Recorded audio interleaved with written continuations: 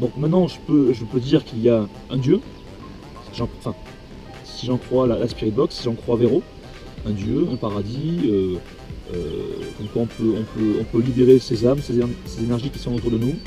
Voilà. D'où le titre Passeur d'âme.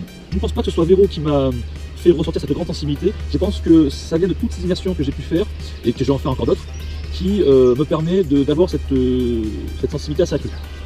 De plus en plus. Maintenant j'arrive à percevoir des choses. Je ne contrôle pas. C'est quand je me concentre, c'est quand je vais sur des lieux chargés, etc. Et comme Véro, voilà, j'arrive à percevoir des trucs. Mais sinon, ça ne veut pas dire que j'aurai tout le temps ces visions, etc. D'ailleurs, en parlant de visions, je ne sais pas si je dois continuer à vous le dire, parce qu'effectivement, il y a beaucoup qui sont déçus par rapport à ça. Ah, mais Steve, ouais, maintenant tu es passeur d'âme. Maintenant tu es passeur d'âme, et avant tu étais. Et avant tu dis que tu vois des choses. Donc les gens me trouvent de moins en moins crédible. Je peux comprendre, c'est bien de plus en plus gros, je comprends. Mais pour moi, c'est quand même difficile. Je suis dans une quête de vérité. Si je ne vous dis pas mes ressentiments, si je ne dis pas ce que je vois, alors ces visions peuvent très bien être erronées par le psychique, peut-être me retrouver dans un lieu lugubre, etc. Peut-être que c'est l'imagination qui y joue. On va y arriver, je pars vite. Mais quand même, ça c'est troublant par rapport à ce que je vois. Mais je suis quand même obligé de vous le dire. Sinon, cette émission n'a pas ne rend pas sans voix, entre parenthèses. Je suis obligé de vous dire ce que je ressens, ce que je vois, ce que je capte à travers mes équipements, de tout ce qui peut aider à avancer dans mes recherches et sur le domaine du paranormal. Je suis obligé. Même si pour vous ça a l'air gros, et je comprends, je le conçois. Moi avant, perso, je suis très cartésien. J'aurais vu ce genre de contenu avant, quand j'étais à l'époque de ma chaîne parodique où je n'y croyais pas du tout. Personnellement, je n'aurais pas cru une seule seconde.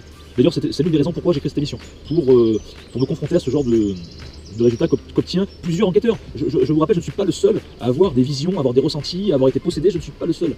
Il n'y a pas d'état, mais il y en a qui ont vécu ces choses. Donc voilà. Mais je vous comprends encore une fois. Il faut faire la différence entre mettre une ambiance, illustrer un sentiment, et faker une vidéo. Faker une vidéo, c'est montrer quelque chose qui est totalement faux, une mise en scène, donc des mensonges, faire croire, etc., manipuler les gens, etc. Ce n'est pas le cas. Moi, je mets en scène, par rapport à l'ambiance, voilà, de la musique, de fond, pour vous immerser davantage dans l'épisode, comme si vous étiez à côté de moi. Et en scène, par moment, j'en fais un petit peu trop, je devrais peut-être pas mettre autant de son ambiant, je me rends compte, c'est vrai, ou moins, et de plus, moins fort. Ça, des fois, ça les oreilles. Je me rends compte. Et voilà, c'est vraiment pour donner ce côté immersif. Mais il n'y a aucune réalisation, mise en scène de ma part. Non, je retourne au film d'ailleurs. Là, je n'ai pas préparé mes réponses, je vais toujours au film. Alors, en quoi ça a bouleversé les choses? Alors, ce qui a bouleversé, c'est que dans les prochaines enquêtes que je vais mener, je vais pouvoir peut-être, je dis bien peut-être, utiliser cette sensibilité que j'ai, cette sensation pour avoir des visions. Et qui m'aidera davantage dans ma quête de vérité pour trouver pour affirmer mes résultats que j'aurai avec mes équipements si résultats j'ai. Alors, le problème qu'il y a, si tu veux, c'est que dans chaque immersion que je fais, il y a à chaque fois du résultat, je ne m'explique pas. Alors s'il se passe des choses, qu'est-ce que ça va changer? Mon approche dans le paranormal, me dire qu'effectivement il y a bien quelque chose après la vie. Après la vie, il y a la vie. Oui voilà, qui est par hasard. Et donc voilà, ça va changer. Malheureusement, je ne le contrôle pas. Au quotidien, je n'ai pas de flash ou de vision. Je suis carrément déconnecté de tout ça. Il faut vraiment que je sois dans un endroit où s'est passé quelque chose, où je me concentre, parce qu'il y a toute une préparation psychologique derrière. Donc voilà, ça va changer dans mes immersions à venir. Voilà ce côté extrasensoriel que je vais apporter à l'immersion.